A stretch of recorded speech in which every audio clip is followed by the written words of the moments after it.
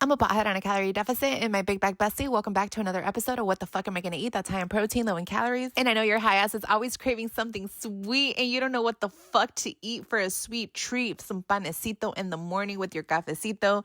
So my big bag besties, we're gonna make a delicious apple cinnamon loaf. And of course, I'm gonna try to keep it with the highest amount of protein and the lowest amount of calories. Keeping in mind that all these recipes are meant to provide balance in your life and help you aid with your weight loss goals. Not only will this recipe be so delicious, it's also going to be super easy because we're mainly going to blend most of the ingredients. So you're going to start off by grabbing 2 apples, and I'm going to be making an apple loaf because I had 2 apples that were about to go bad, and I cannot let that happen, bitch, because we're not wasting food around here. So you're going to peel both of them, and you're going to start off by putting one of them into a blender, and then you're going to weigh out 315 grams of cottage cheese, and then I'm going to be using this vanilla bean syrup from Trader Joe's, and that way you can get that like a vanilla flavor with the cinnamon.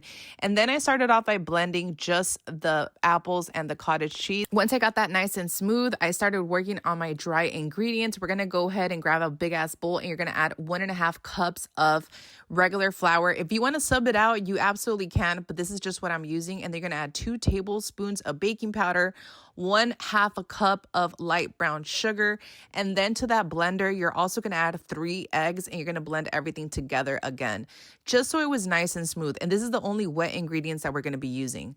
Once you have all your fucking flour and your baking powder mixed up, you're going to add some cinnamon, and make sure that cinnamon is in between everywhere, like make it nice and cinnamony. And then you're going to go ahead and bring in your wet ingredients, and then we are going to get that all mixed up, and you're going to get a loaf pan. You're going to preheat your oven at 350 degrees because we are going to cook this for about 60 minutes.